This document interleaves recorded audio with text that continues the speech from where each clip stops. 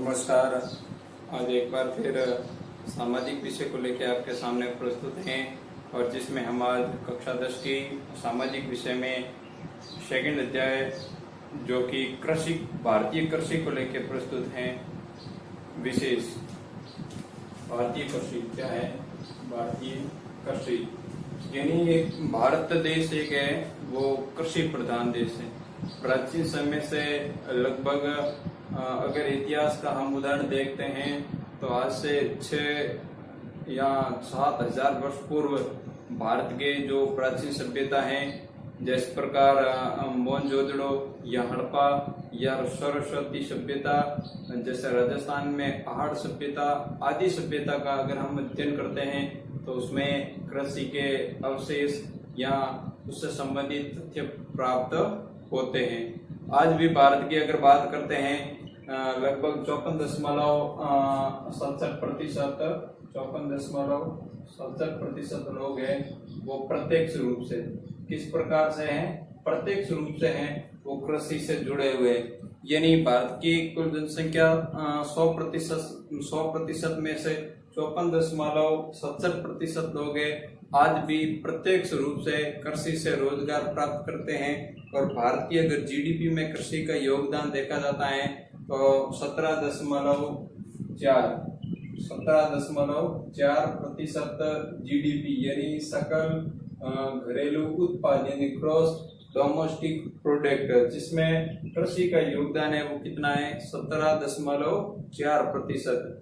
भारत में लोग हैं वो कृषि है अभी भी जीवन निर्वाह के उद्देश्य से कृषि करते हैं। और लगभग भारत में कृषि करने की जो तकनीकी है वो वर्तमान में काफी पुरानी है और उसी के आधार पर लोग भिन्न भिन्न प्रदेशों में अलग अलग प्रकार की कृषि करते हैं और अपने जीवन यापन के लिए जितनी आवश्यकता होती है उसको रख देते हैं और उसके अतिरिक्त होता है उसको बाजार में बेच के अपनी अन्य आवश्यक सामग्रियों को पूर्ण करते हैं। इस प्रकार भारत एक कृषि प्रधान देश है और जिसमें विभिन्न प्रकार की कृषियां और मानसून के आधार पे मुख्य रूप से भारतीय जो कृषि पद्धति है वो निर्भर है। इसके आधार पे भारत में अलग अलग प्रकार की कृषि प्रणालियां विकसित हैं, अलग अलग प्रकार की कृषि की जाती है, अलग अलग ऋतुओं के आधार पे कृषि की जाती है। आज हम उन सब का विस्तृत अध्ययन करेंगे।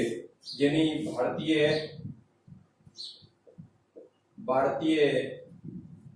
कृषि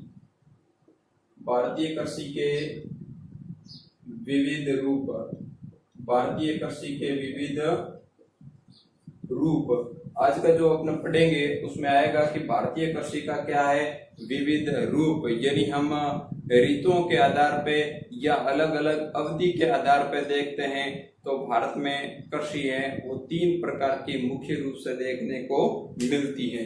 तो भारतीय कृषि के विविध रूप कौन कौन से हैं? सबसे पहली बात करेंगे कि भारतीय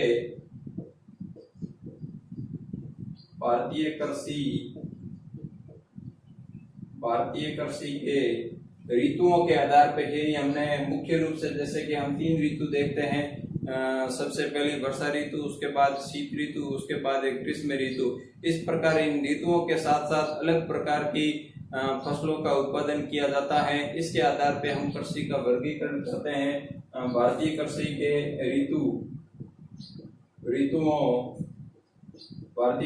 ऋतुओं के आधार पर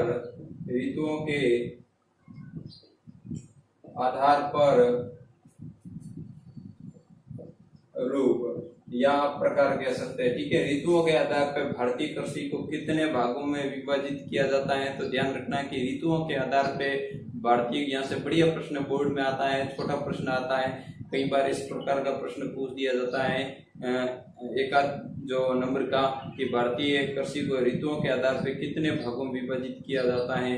तो भारतीय कृषि को ऋतुओं के आधार पे 3 भागों में विभाजित किया जाता है। भारत में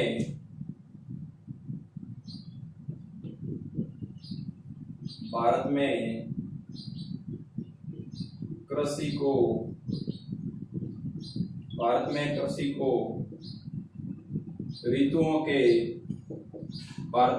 को ऋतुओं के आधार पर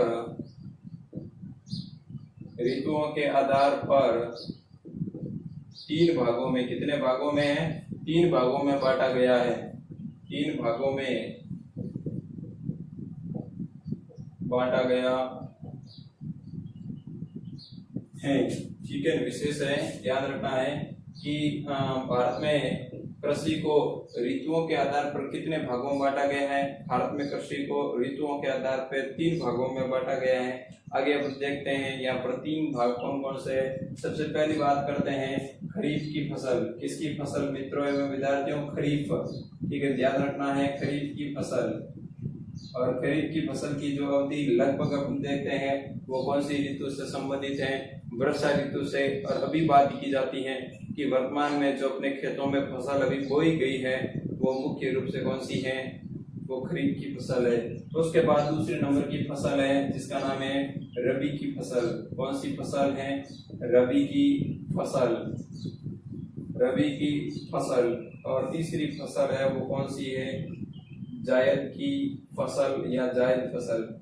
इस प्रकार यानी जो भारतीय कृषि है उसको ऋतुओं के आधार पे कितने भागों में बांटा जाता है? ऋतुओं के आधार पर उसे 3 भागों में बांटा जाता है। खरीफ की फसल, उसके बाद है रबी की फसल, उसके बाद है जायद की फसल। सबसे पहले अपने यहाँ पर हम रबी की फसल, खरीफ की फसल की अवधि देखते हैं कि खरीफ की फसल कब से कब बोई जाती है और कब से कब तक काटी जाती है और इसमें कौन कौन सी फसलें आती है। तो विशेष ध्यान रखना है कि यहाँ पर खरीफ की फसल है वो मुख्य रूप से जून एवं जुलाई। विशेष ध्यान रखना है कि जून एवं जुलाई महीने में बोई जाती है, अक्टूबर एवं नवंबर महीने में काटी जाती है। और इसमें मुख्य रूप से जो फसलें आती है जैसे कि बाजरा या मूंग या मोट या फिर इस प्रकार का जो मक्का, ये फसलें हैं वो खरीफ की फसलों के अंतर्गत आती हैं, वो इस अवधि के अंतर्गत बोई जाती हैं। तो आज का जो पहला है फसल है वो कौन सी है? खरीफ फसल। खरीफ फसल, ठीक है ना? खरीफ फसल। खरीफ फसल के अंतर्गत ऐसी फसलें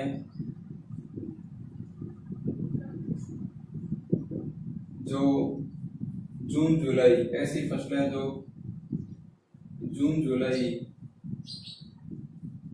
फसलें जो जून जुलाई में बोई जाती है। जून जुलाई में क्या की जाती है? बोई जाती है। जून जुलाई में बोई जाती है। जून जुलाई में बोई जाती है तथा अक्टूबर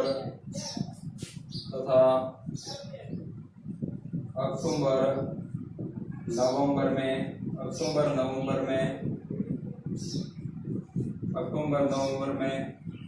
काटी जाती है। अक्टूबर नवंबर में काटी जाती है। उदाहरण के लिए चावल है, मक्का है, बाजरा है, मूंग है, मोट है, इस प्रकार की फसलें हैं, उनका क्या है? उदाहरण है। जैसे कि उदाहरण के लिए चावल,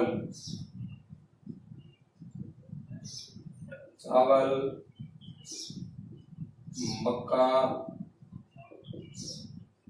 बाजरा, मूंगफली इत्यादि। और विशेष ध्यान रखना है इस अवधि की जो फसलें हैं, कौन सी? खरीफ अवधि की जो फसलें हैं वो मुख्य रूप से क्या है? वो मानसून पर निर्भर हैं।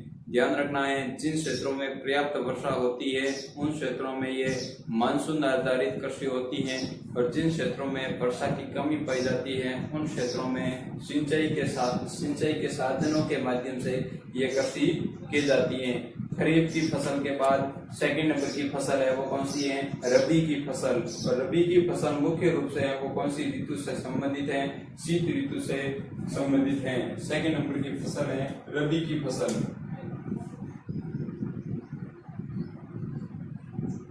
रबी की फसल या रबी फसल,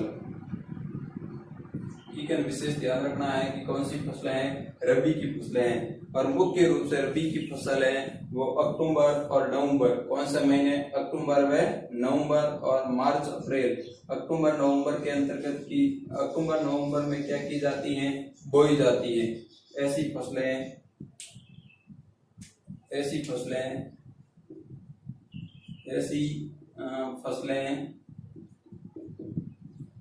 जो अक्टूबर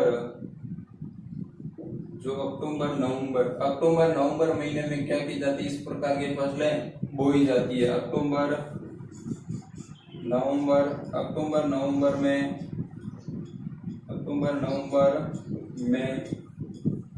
बोई जाती, अक्टूबर नवंबर में बोई जाती हैं तथा कौन से महीने में काटी जाती है, विशेष ध्यान रखना है। मार्च अप्रैल में क्या की जाती है, काटी जाती है। मार्च अप्रैल में काटी जाती है। मार्च अप्रैल में काटी जाती है। उदाहरण के लिए जैसे कि गेहूं इस प्रकार की फसलें हैं, चना इस प्रकार की फसलें हैं। उदाहरण के लिए जैसे कि गेहूं, चना या फिर जौ, फिर तिलहन की फसलें जैसे कि सरसों, जो जैसे तिलहन फसलों के अंतर्गत तिलहन और तिलहन के अंतर्गत अलसी या फिर सरसों, अलसी, सरसों, तारामीरा इत्यादि। ये विशेष ध्यान रखना है कि इस प्रकार की फसलें हैं वो मुख्य रूप से रबी की फसल के अंतर्गत आती है और अधिकतर इस प्रकार की फसलें हैं वो सिंचाई के माध्यम से की जाती हैं। उसके बाद है जो भारतीय कृषि ऋतुओं के आधार पर तीसरा भाग है वो कौन सा है, जायद की फसल। कौन सी फसलें हैं, जायद फसल। और इसमें विशेष ध्यान रखना है जैसे कि तिलहन के साथ साथ जैसे कि अपने पश्चिमी राजस्थान में मुख्य रूप से जैसे कि जीरा, इसबगोल या फिर कोटा बूंदी बारा क्षेत्र में जैसे कि अफीम या फिर उस साइड में जैसे कि धनिया, वो भी है वो रबी की फसल के अंतर्गत आते हैं। तो यानी यहाँ पर अगली है जायद की फसल। और जायद की फसल विशेषकर ध्यान रखना है कि गर्मियों के समय बोई जाती हैं। इस प्रकार की जो फसल के अंतर्गत हरा चारा, तरबूज, काकड़ी या इत्यादि फसलें प्राप्त की जाती हैं। मुख्य रूप से इसमें क्या आता है, मुख्य रूप से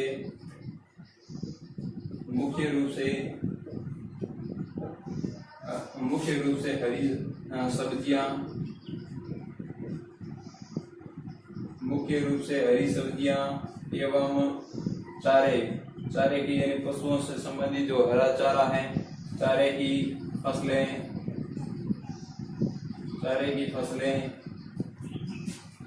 होती हैं।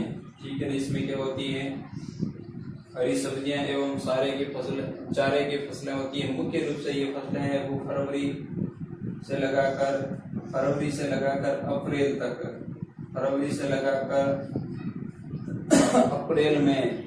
लगाकर अप्रैल में ये बोई जाती है। क्या की जाती है, फरवरी से अप्रैल तक बोई जाती है। फरवरी से अप्रैल तक लिखना है यहाँ पर, ठीक है। फरवरी से अप्रैल तक बोई जाती है तथा जून जुलाई में क्या किया जाता है, काटा जाता है। जून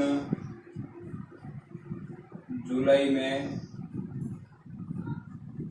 में काटी जाती है। इस प्रकार की फसलें हैं वो जून जुलाई में क्या किया जाता है, काटी जाती हैं। और इसमें मुख्य रूप से जैसे कि गर्मियों में हम प्रयोग में लेते हैं जैसे कि तरबूज, क्या है, तरबूज, जैसे कि तरबूज या फिर ककड़ी या फिर जैसे कि सब्जियों में लौकी या फिर जैसे खीरा या फिर पशुओं के लिए हरा चारा आदि। ठीक है, इस प्रकार है कि भारतीय जो कृषि को ऋतुओं के आधार पर कितने भागों में, 3 भागों में। सबसे पहला था अपना खरीफ की फसल जो वर्षा ऋतु से संबंधित, द्वितीय प्रकार की रबी की फसल जो कि शीत ऋतु से संबंधित, और तृतीय प्रकार के जो जायद जैसे गर्मियों के समय। उसके बाद है जो अगली भारतीय जो विविध भारत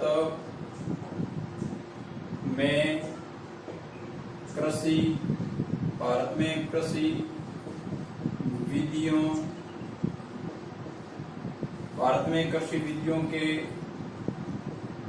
उपयोग यानी कृषि जो मुख्य रूप से हैं उसको कहाँ उपयोग में लिया जाता है।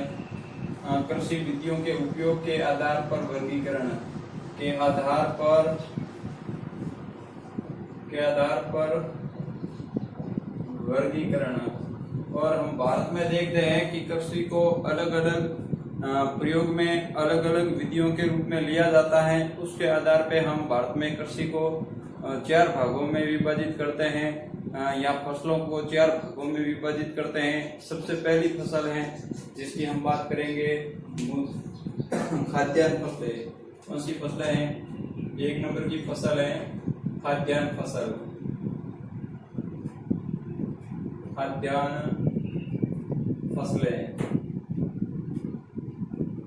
फसलें, ठीक है। खाद्यान्न फसलों के अंतर्गत हैं इस प्रकार की फसलें जिनका उपयोग हम खाने के लिए या भोजन के लिए किया जाता है, उन्हें खाद्यान्न फसलें कहते हैं। विशेष ध्यान रखना है, ऐसी फसलें जिनका प्रयोग भोजन के लिए या खाने के लिए किया जाता है उसे हम क्या कहते हैं? खाद्यान्न फसलें कहते हैं।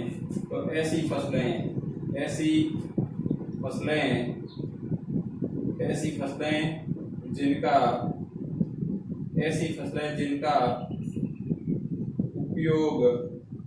जिनका उपयोग खाने या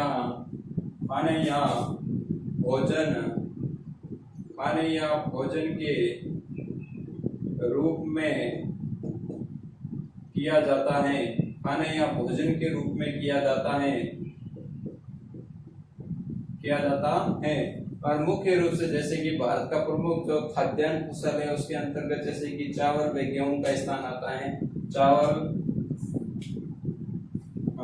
चावल और उसके बाद है जैसे उदाहरण के लिए गेहूं और मक्का आदि। ये इस प्रकार की जो फसलें हैं वो मुख्य रूप से भोजन या खाने के लिए प्रयोग में ले जाती है। तो यानी भारत में कृषि विधियों का उपयोग के रूप में जो वर्गीकरण है वो इस प्रकार है। खाद्यान्न फसल जिसके अंतर्गत इस प्रकार की फसलें जिनको भोजन या खाने के रूप में उपयोग में लिया जाता है। दूसरी फसल है जिसका नाम है मुद्रादायनी फसल, या फिर उसका अन्य नाम है व्यापारिक फसल, या फिर उसको औद्योगिक फसल भी कहते हैं। बढ़िया बोर्ड परीक्षा में प्रश्न आ सकता है, उसे इस प्रकार पूछा जा सकता है, मुद्रादायनी फसल किसे कहते हैं, या फिर व्यापारिक फसल किसे कहते हैं, या फिर औद्योगिक फसल किसे कहते हैं। तो ध्यान रखना। अगली देखते हैं, दूसरे नंबर की है व्यवसायिक या व्यापारिक, ठीक है ना। व्यवसायिक या व्यापारिक या औद्योगिक, एक शब्द और ध्यान रखना, मुद्रादायनी भी कहते हैं। क्या कहते हैं? मुद्रादायनी, क्योंकि इस फसल से क्या प्राप्त होती है? मुद्रा।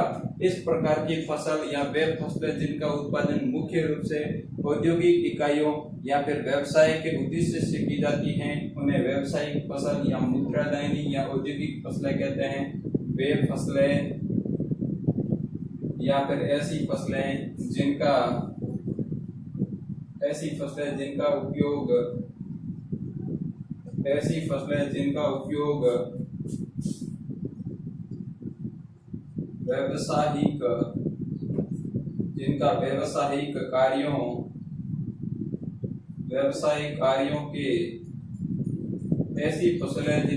व्यावसायिक कार्यों के लिए या फिर क्या शब्द आ रहा है? औद्योगिक। क्या रहा है? औद्योगिक। व्यावसायिक कार्यों के लिए उपयोग या फिर औद्योगिक या उद्योग में कच्चा माल यानी रॉ मटेरियल, कच्चा माल यानी रॉ मटेरियल, कच्चा माल के रूप में किया जाता है। उदाहरण के लिए जैसे कि गन्ना क्या है? गन्ना एक कच्चा माल है और उससे हम शुगर और गुड़ तैयार करते हैं। उदाहरण के लिए जैसे कि गन्ना, उसके बाद कपास, उसके बाद है जूट,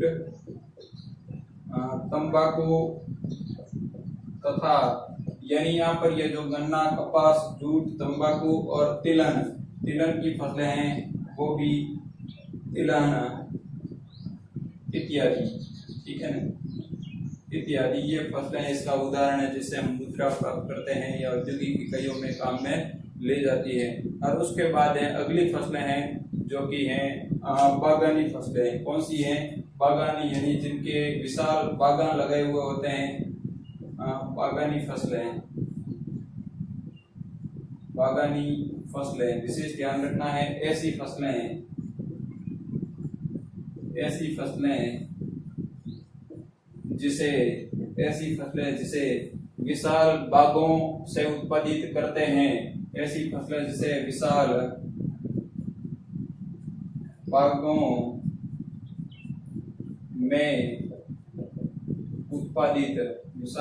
में उत्पादित की जाती हैं, विशाल बागों में उत्पादित की जाती हो या की जाती हैं, तथा पेय पदार्थ, पेय व औद्योगिक, क्योंकि इस प्रकार की जो फसलें हैं यहाँ तो पेय पदार्थ के रूप में जैसे कि चाय या कॉफी, या फिर औद्योगिक कार्यों में जैसे कि रबड़ है, सिंकोना है या गरम मसाले, औद्योगिक कार्यों में उपयोग ली जाती हो। उदाहरण के लिए जैसे कि चाय, कॉफी, रबड़, गरम मसाले आदि। ठीक है, इस प्रकार की फसलें हैं जिससे हम क्या करते हैं, विशाल भागों में उत्पादित करते हैं और फिर पेय पदार्थ या औद्योगिक इकाइयों में काम में लेते हैं। उसके बाद अगली जो अंतिम फसलें हैं वो उद्यान फसल है। कौन सी फसलें हैं? उद्यान, जिससे फल एवं सब्जियां उत्पादित की जाती है। अगली जो अंतिम 4 नंबर की है वो उद्यान। कौन सी है? उद्यान फसल। और ध्यान रखना सिंपल है, उद्यान फसलें, और जिसमें मुख्य रूप से फल एवं सब्जियां उत्पादित या शामिल की जाती हैं। इसमें फल एवं सब्जियों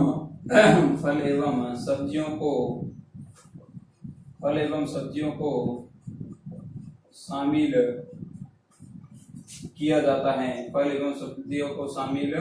किया जाता है। इस प्रकार हमने जो भारतीय कृषि विधियों के उपयोग के आधार पर वर्गीकरण पढ़ा था। ये वर्गीकरण कितना था? 4 भागों में था। सबसे पहले थी खाद्यान्न फसल, फिर सेकंड थी व्यावसायिक, व्यापारिक या मुद्रादायनी या औद्योगिक, फिर 3 नंबर पे थी बागानी फसलें और 4 नंबर पे थी उद्यान फसलें। बागानी फसलें हैं मुख्य रूप से पर्वतीय क्षेत्रों में की जाती है, जैसे चाय वगैरह ये आदि। इस प्रकार आज हमने भारत में कृषि विधियों के उपयोग के आधार पे और ऋतुओं के आधार पे कृषि के विविध रूप का अध्ययन किया है। नेक्स्ट अगला कल का हमारा टॉपिक रहेगा जो भारतीय कृषि का हमने ऋतुओं के आधार पर वर्गीकरण पढ़ा था, और जिसमें हम कल रबी की जो ऋतु में फसल है गेहूं